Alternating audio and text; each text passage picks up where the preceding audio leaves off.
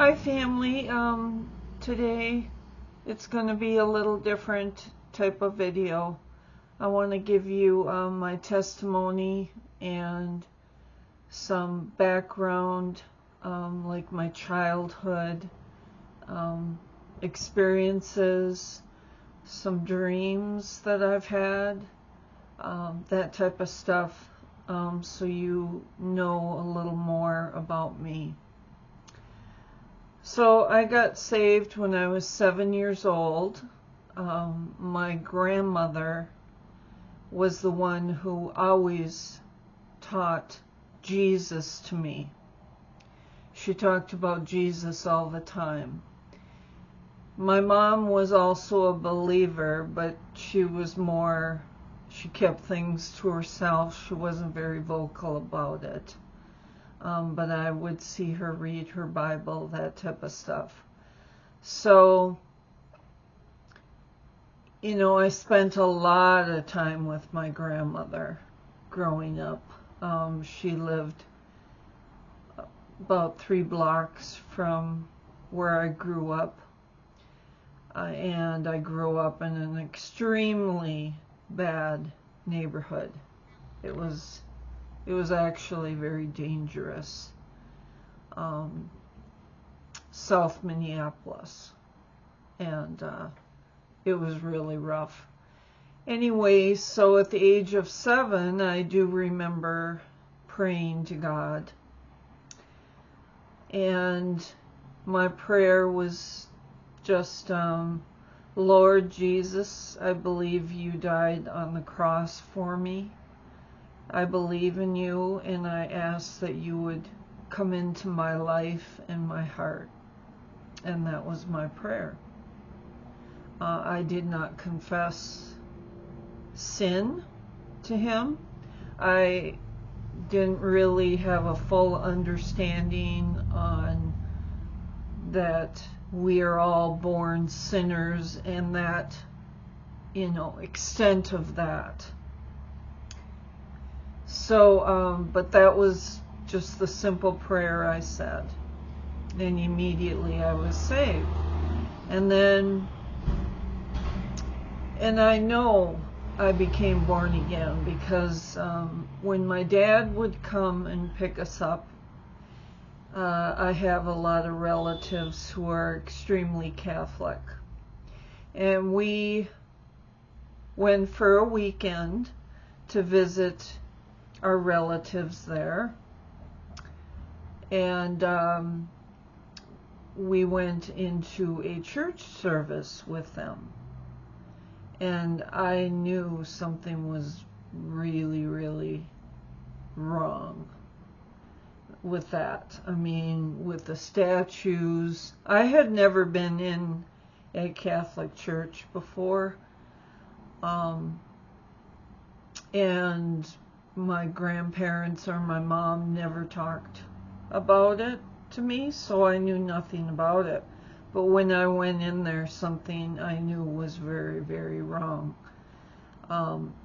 With all their statues of their dead saints, and I witnessed people would bow down and pray to these statues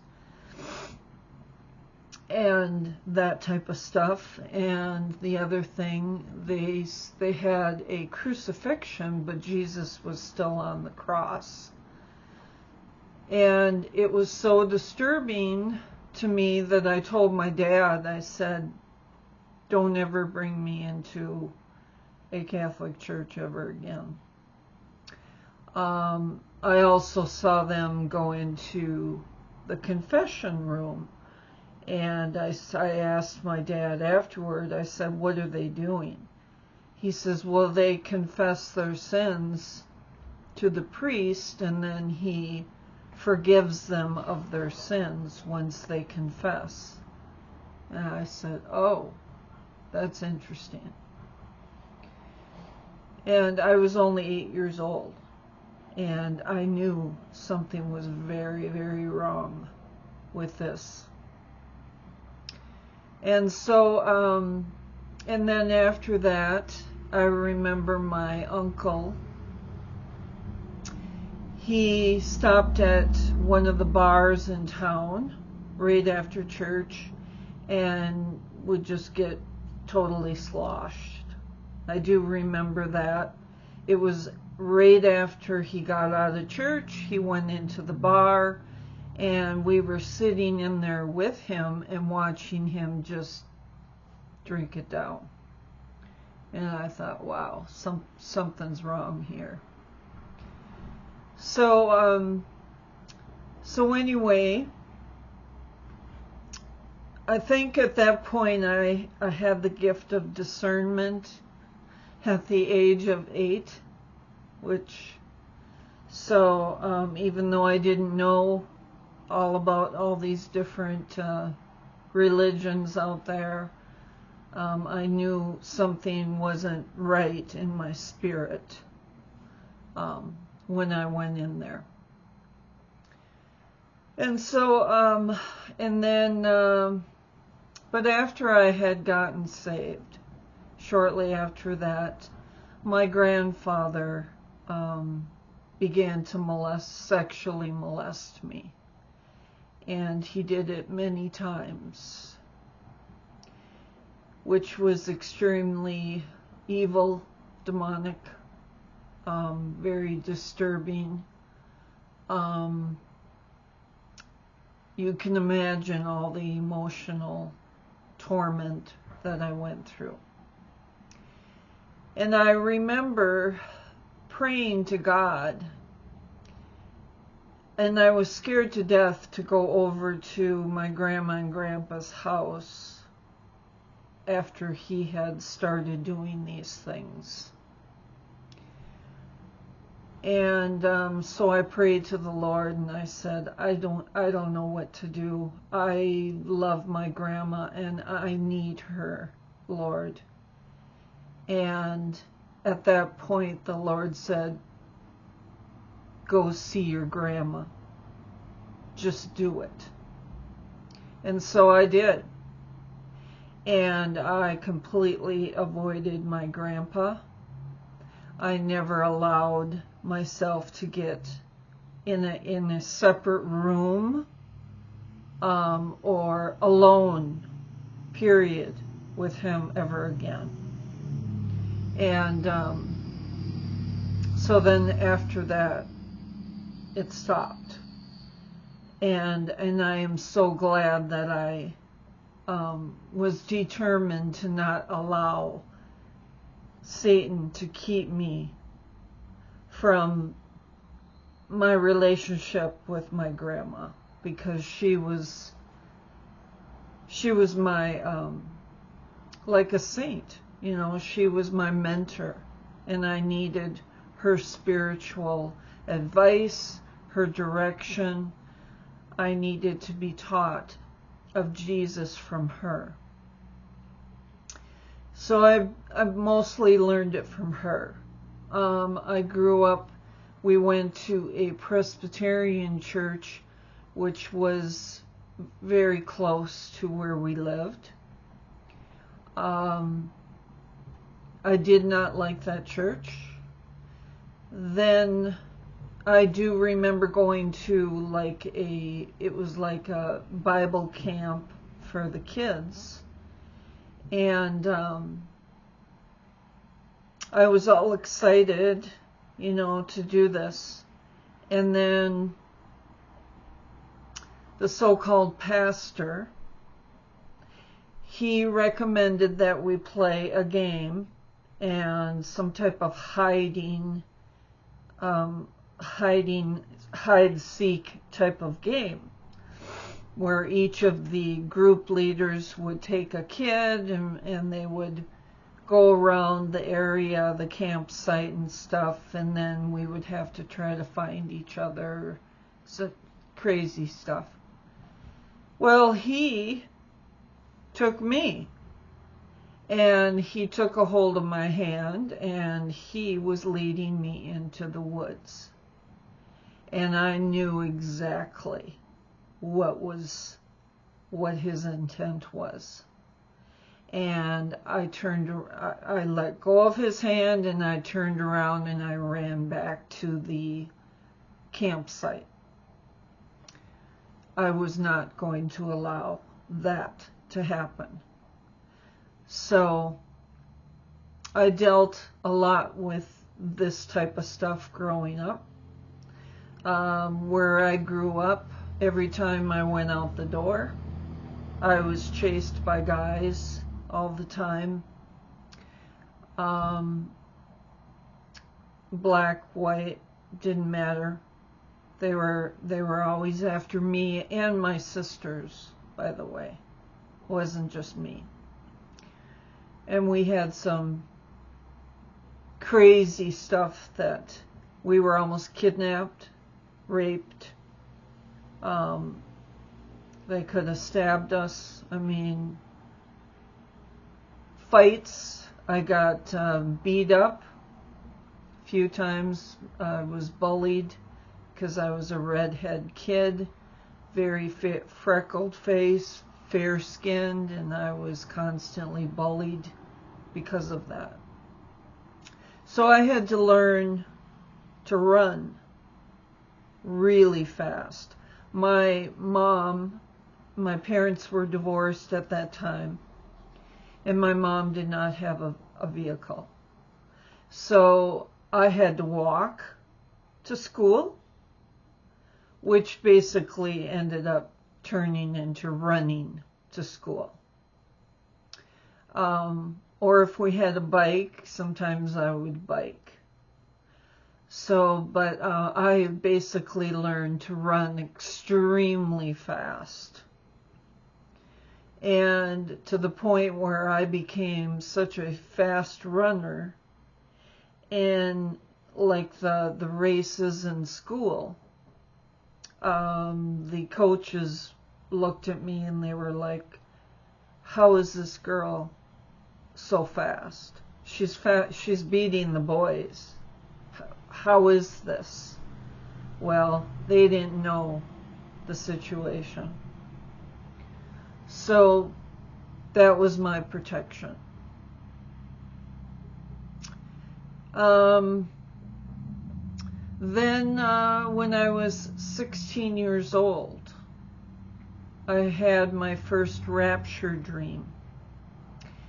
And I shot up, straight up like a rocket into the atmosphere, and I was going so fast that my physical body, it was shaking, that it jolted me awake because my body couldn't take it. So that was my first rapture dream. And I had no idea anything about the rapture because I grew up in a Presbyterian church and they never taught anything about hell, the rapture, the 7-year tribulation, the millennial kingdom, the second coming of Christ. None of that stuff was taught. So I had no idea. I was like, what in the world is this dream? And it pretty shook me up, you know. Like I said, my body literally woke up. I was just shaking. And then I remember I did have some, just very few Christian friends in high school that I found, which really helped me a lot. And I stuck with hanging out with them. And I became a cheerleader in the 9th grade. And I was very strong in my faith.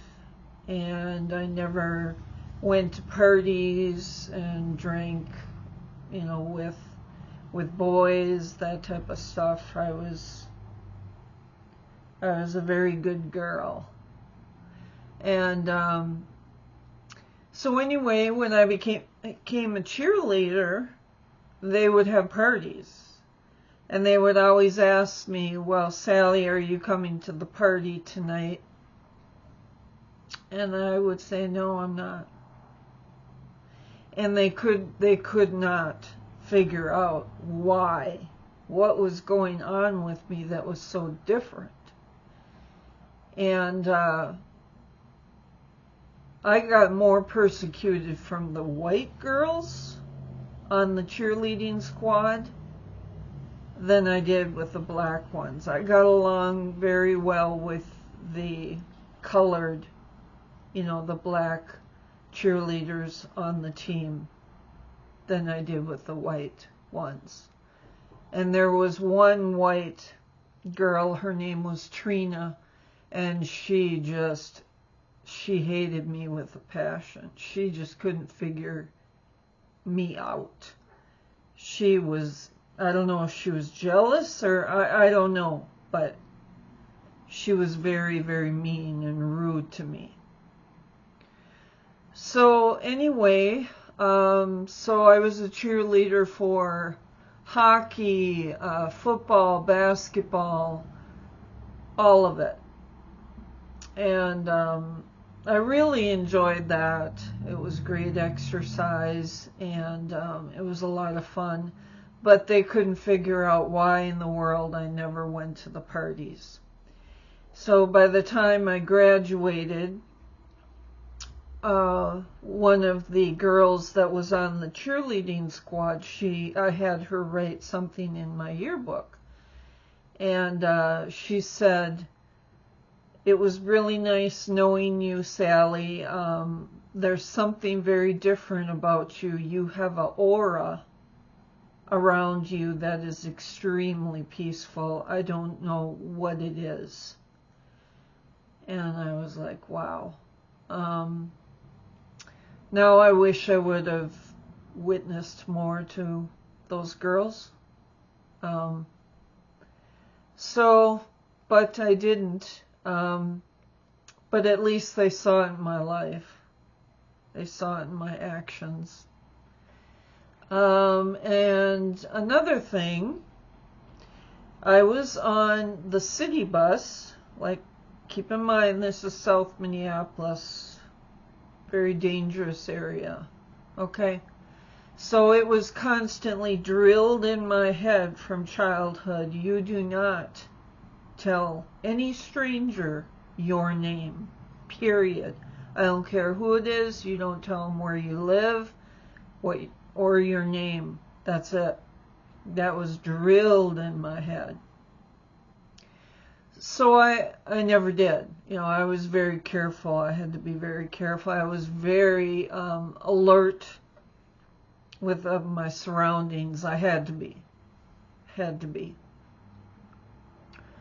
So I was on a city bus one time, and it was actually very, very few people on the bus at that time. So I think it was early in the morning.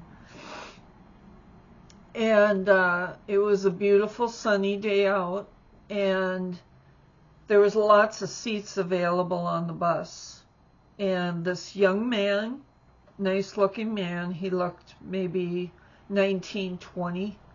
He comes and he sits right down by me. And I just happened to have my Bible with me, and I was reading my Bible. And he noticed that. And he says, "Oh, I see that you're reading your Bible." And I said, "Yeah." And then he started sharing about his faith. And he started quoting scriptures after scriptures like you wouldn't believe. I was just amazed. I was like, how in the world can a person have all these scriptures memorized? I was just dumbfounded. I was like, what is going on? And he said his parents were missionaries. He didn't give me his name. I didn't give him my name. We were just talking and sharing scriptures together. And then he says, "Make sure you keep the faith, Sally." And he encouraged me. He said, don't lose your faith. And I thought, wow. Okay. And then he gets up to get off the bus. He says, well, I have to go. This is my stop. And he gets up to the front of the bus, turns around with this huge smile on his face, and looks right at me. And he says, I'll see you in heaven someday, Sally. And I was like, what? And then he disappeared. He disappeared. And at that point, I knew that this was my guardian angel.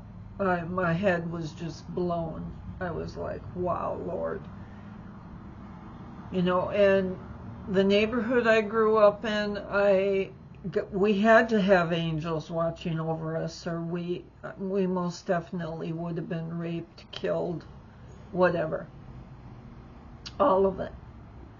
So that was absolutely incredible. And then after that,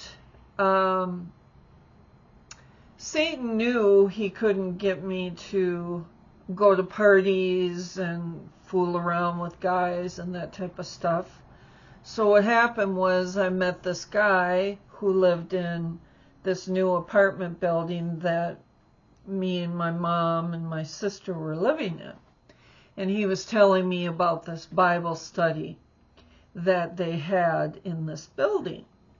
And he said, are you interested in coming? I said, yes, I love to study the Bible. And so I started going, and it turns out it was a cult. Not the occult, but it turned into being a cult. The pastor, he started isolating. He was playing matchmaker with everyone. In that Bible study, he was trying to get, you know, this lady to marry this guy and so forth. So it was very, very strange. Anyway, he started isolating us from our families, and he would say, if they're not a part of our group, you need to cut all ties off of your family, that type of stuff. So there was some manipulation, a lot of deception. He was a wolf in sheep's clothing, that's for sure. He said he was an ordained pastor, but he was not. So anyway, I had gotten married to a guy in that Bible study,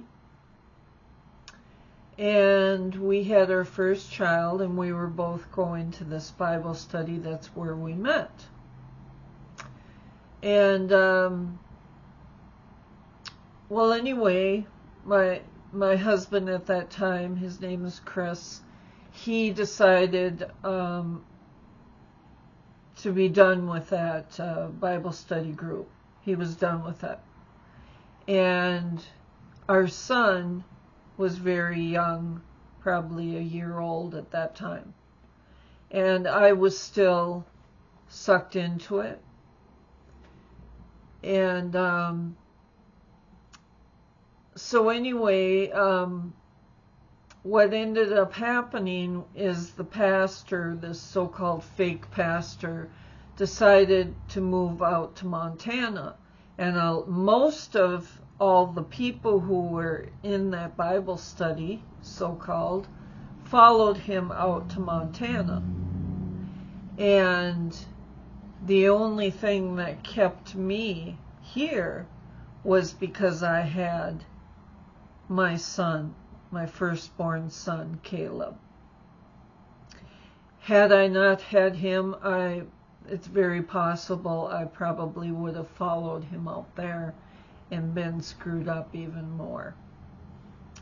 But I think God used my oldest son as a protection for me. So to sever that tie off of that cult that I was in. So,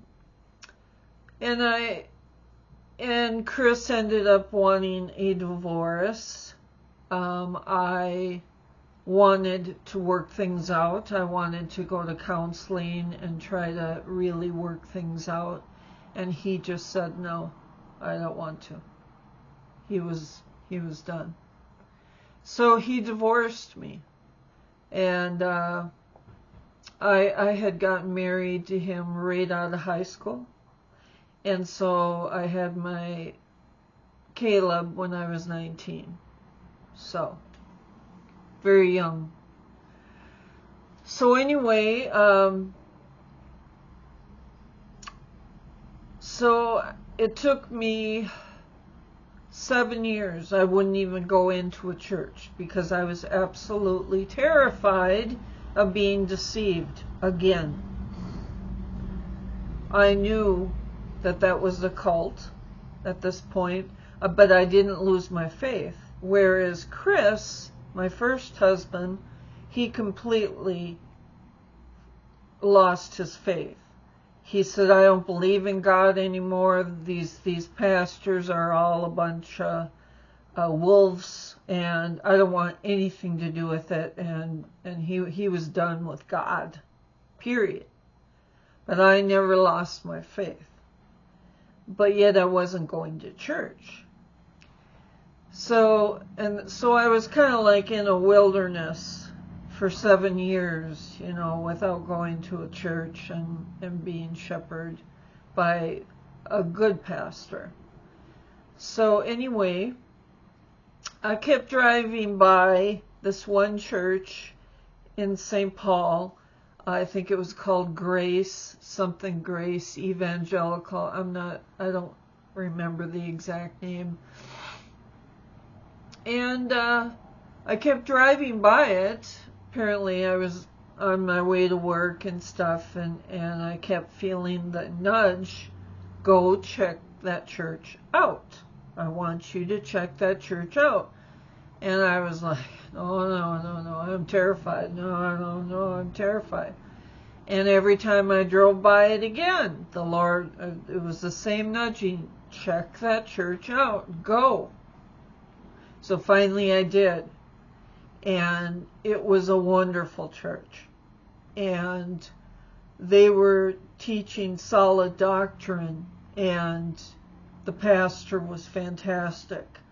And everything seemed great. And then shortly after that, Satan got in there again, and I ended up meeting this other guy who claimed to be a Christian. And we seemed to really hit it off, and that type of stuff. And so I rushed way too fast into this relationship with this guy. Well, he took me out of that church, and we ended up moving to Stillwater. We got married right away.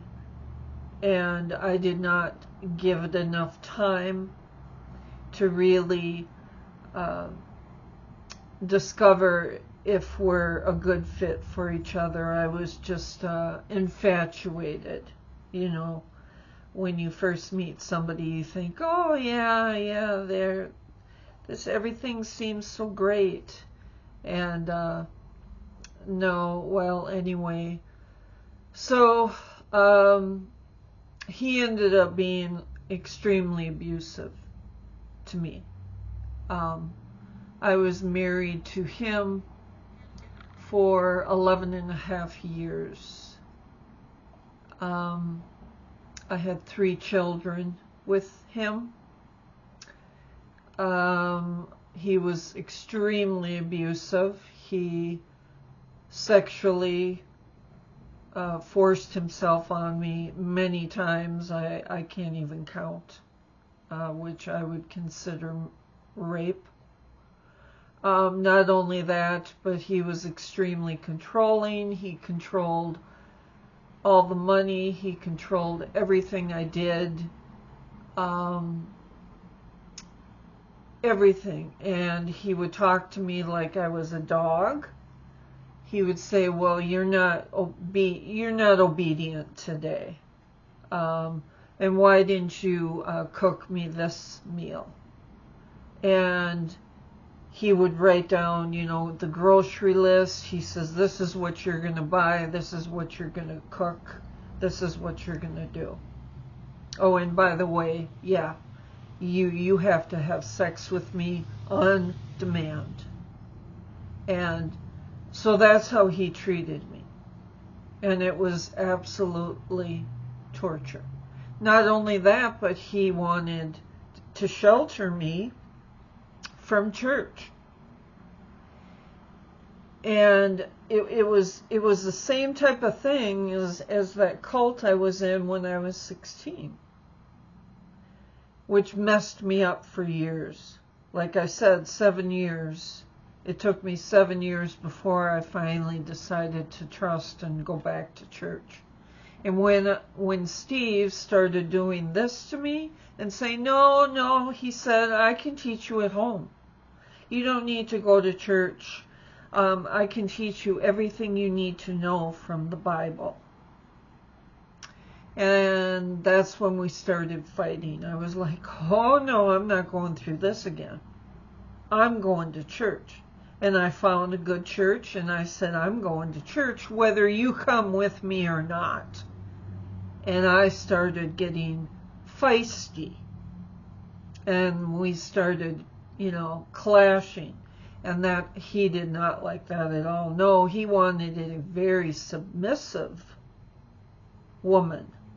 Very obedient woman. And I was like, nope, you're not going to do this to me. I need fellowship. I'm going to a church. And that's that. And I brought the kids, the 3 children, to church and to Sunday school, that type of stuff. And I do remember one time my son Nathan came back from the vacation Bible school, and they had given him a cross. And Steve told Nathan, it was at the dinner table, he said, get that thing off of your neck. You are not going to wear any type of idol in my house. So he was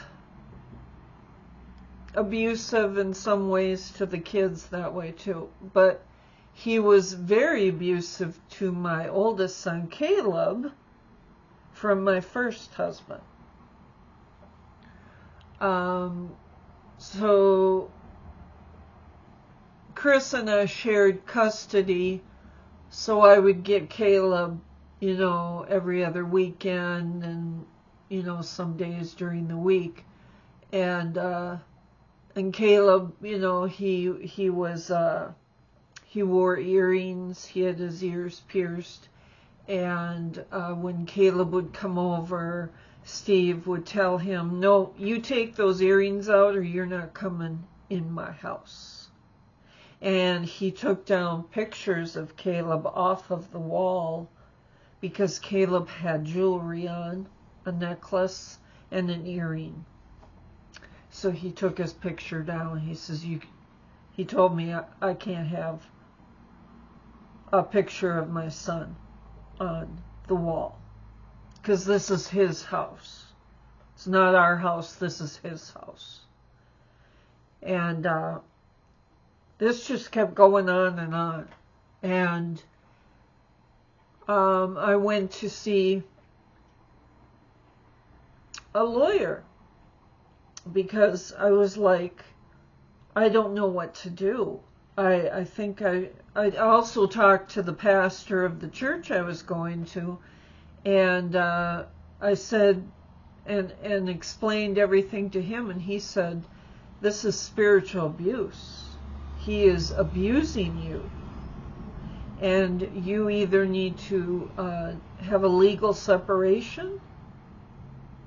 You need to first confront him and try to get him to change.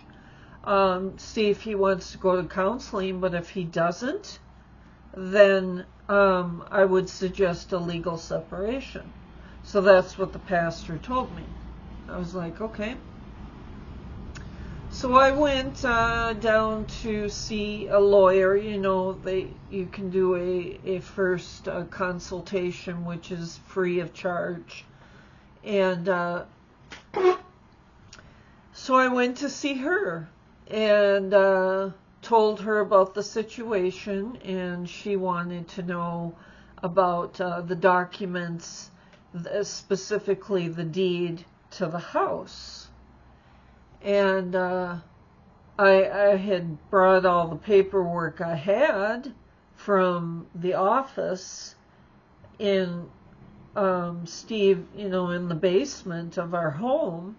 I brought all the paperwork I knew of to her, and she said, no, the deed isn't in here. I need to know where's the deed.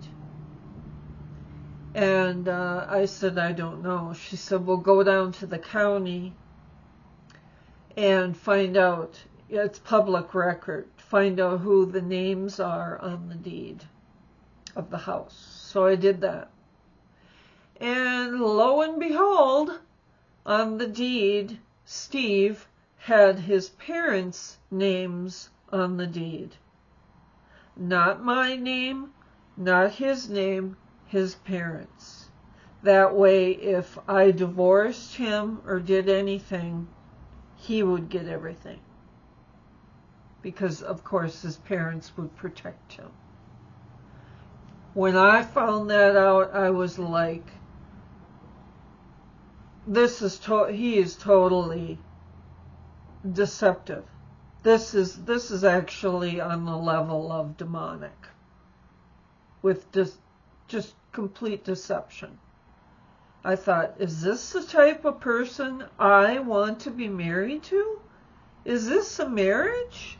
Is this how a marriage is supposed to be? No. No, it's not. So finally, I had no other thing I had no place to go. I couldn't go live with my other members of my family because I had 3 little kids. So I couldn't just pack up and just leave.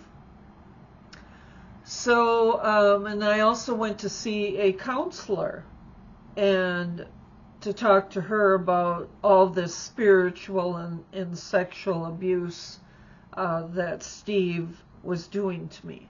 And she said, I want you to start keeping a journal and write down everything that he is doing. So I did that for 3 years. I kept a journal and I wrote down every time, anything abusive, anything negative he said, how he talked to me, everything. So after the 11-year mark, I was like, so I went to an organization called Turning Point, where they helped women who are in domestic abusive situations. And she looked at my journal and she said, I can help you get a restraining order against him with this journal that you kept. And so that's what I did. I got a restraining order against him. And I got, the sheriff came and said he took him away, took him off of the property. So Steve had to go and live with his parents, and while I was in the house with the kids. Oh, was he mad about that? Whew. Wow. That was bad. But that wasn't the end of it.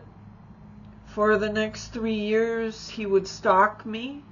He even got into the house. He would leave notes and stuff all over the house for me, telling me I'm not obedient, I need to come back to him, this is evil what I'm doing, that type of stuff.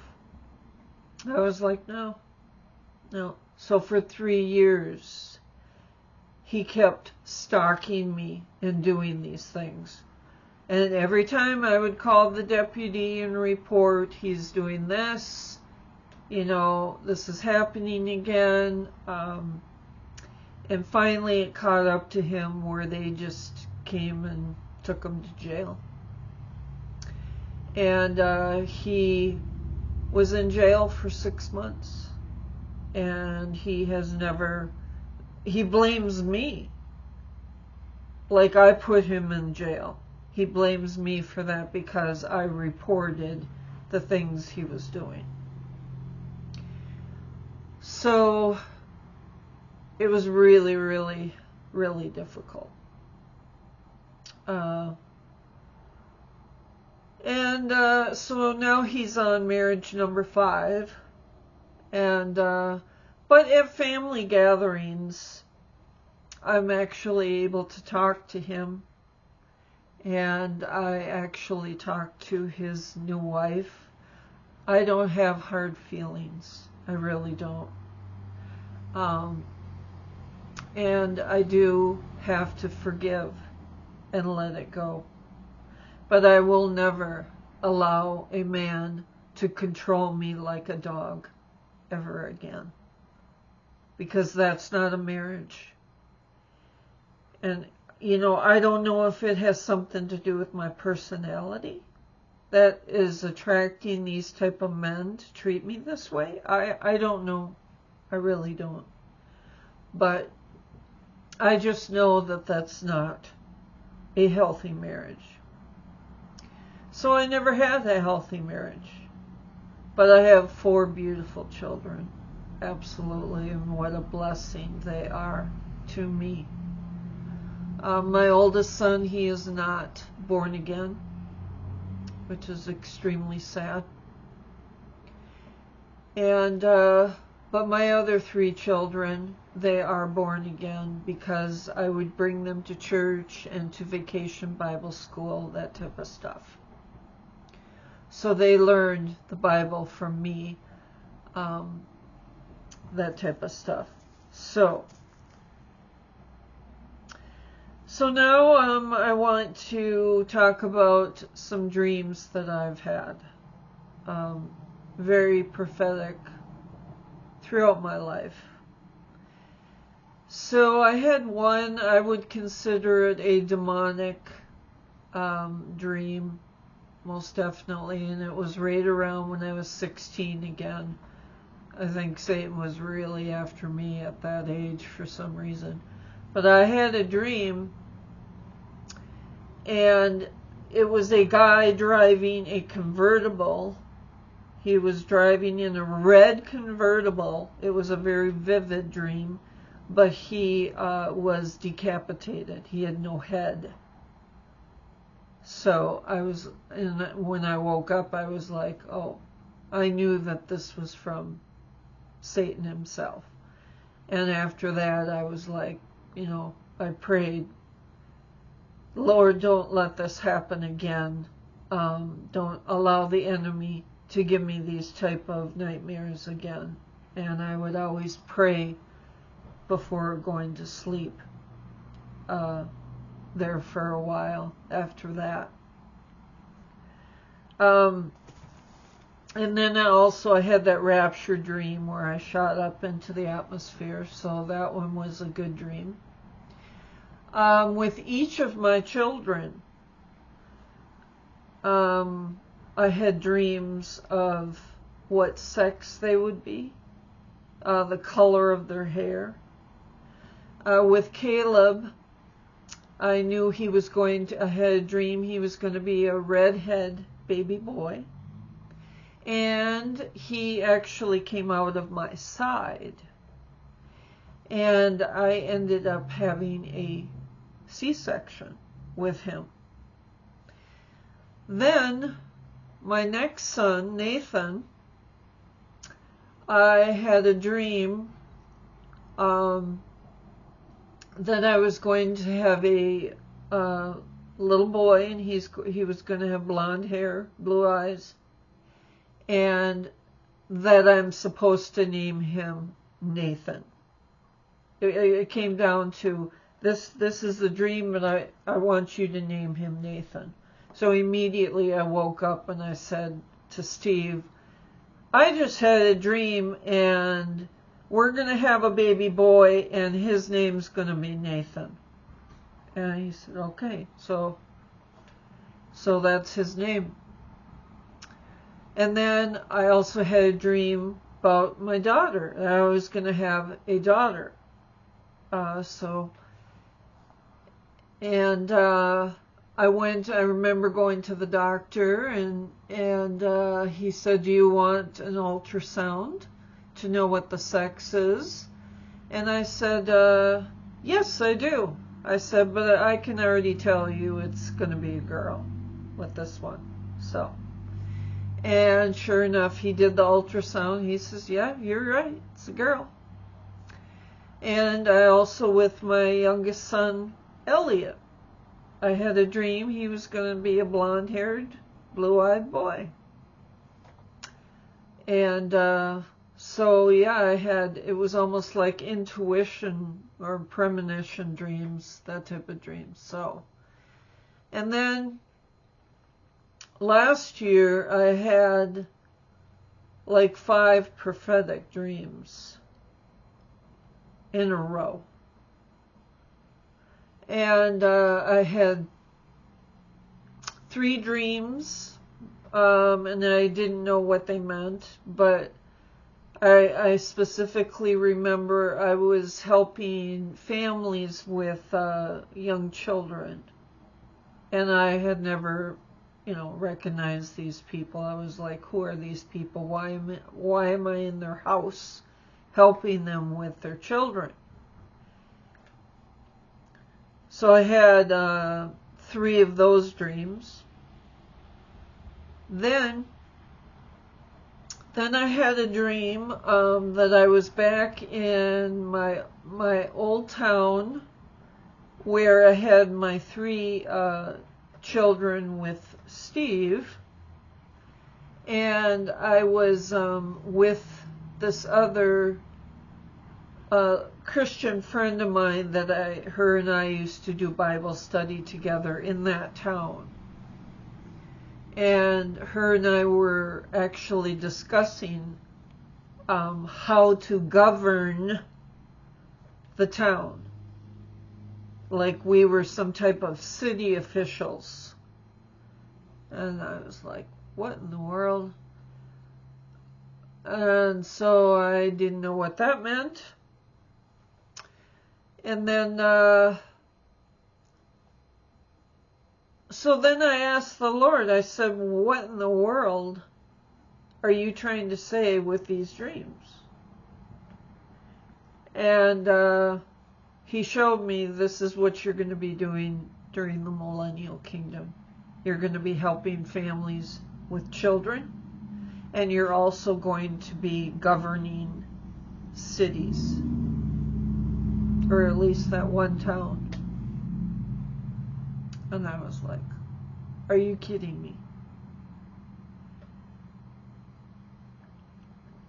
It's just incredible. Then I had a dream. I woke up. Okay, so I had a dream, and it was with my oldest son, Caleb. He does not call me. He does not text me. I don't get any call on Mother's Day, nothing. So he doesn't really talk to me. The only time I see him is at family functions. So anyway, I had a dream, and this dream was so vivid, and it was me and Caleb, and I was embracing, we were hugging each other, and we were saying goodbye. Ah.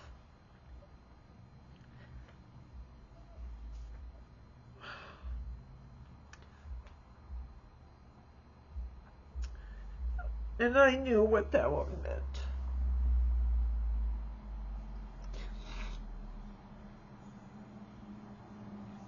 Sorry.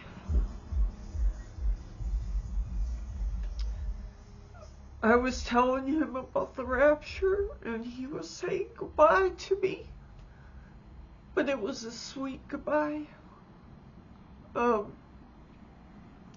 I woke up and I was just weeping. I was like, what in the world? Why, Lord? Why? And so that was tough.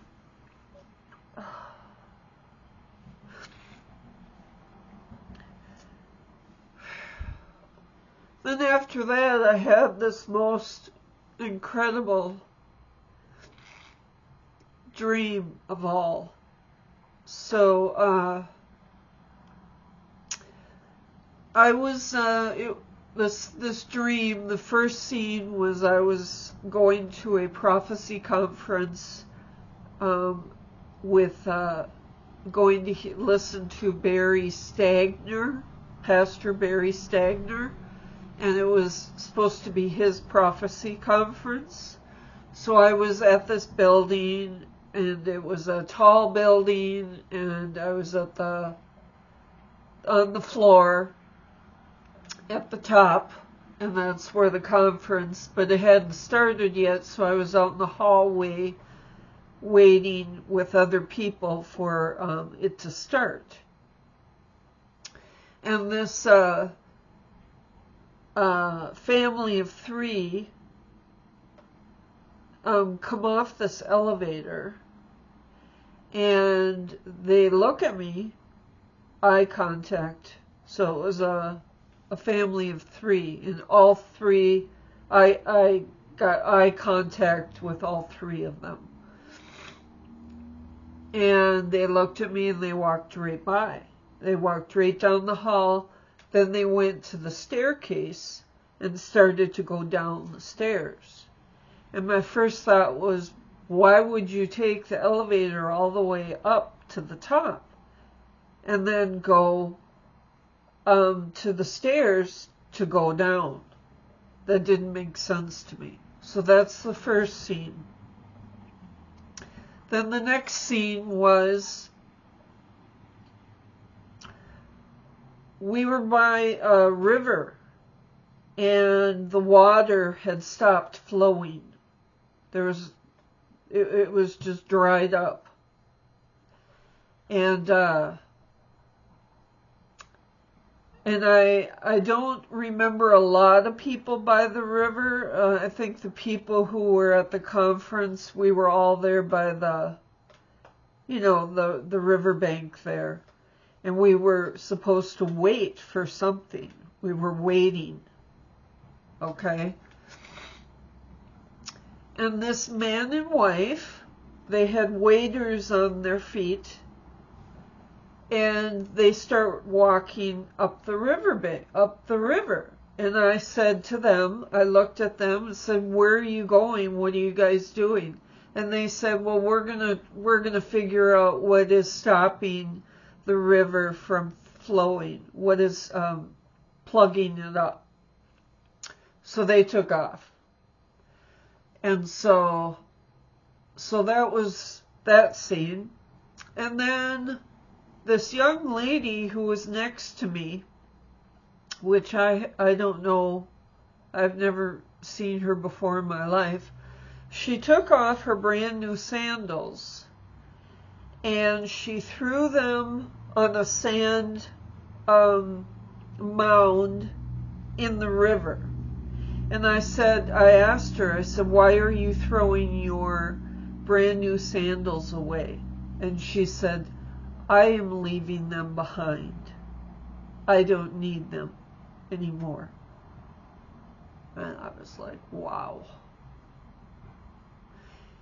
And then I woke up and I was like, okay, Lord, you've got to tell me what this means, because I don't know how to interpret dreams. I have no idea what these dreams mean. So I prayed, and he explained to me what it was. The family who had gotten off of the elevator and went to the stairs, he said, those are people who do not want anything to do with God or the Bible, and they just walk on by, and they're going to walk right into the tribulation. They're going to go right down to the tribulation because they want nothing to do with God. And then the scene at the river, I said, what about the couple who had waders on and decided to go investigate why the river had stopped? And he said, those type of people are doing a works-based salvation. They're trying to figure out their salvation by their own works. They're not trusting in me, because I knew that I was supposed to stay at this riverbank at that right spot and wait. And I knew I was waiting for the rapture. I knew. And then the lady who had taken off her brand new sandals, I said, what about her? And the Lord said, make sure that nothing in this world is more important than me in your life. You need to leave everything behind and put me first. You know, it doesn't matter if it's family or whatever. Whatever is most important to you, God needs to be number one. And that's it.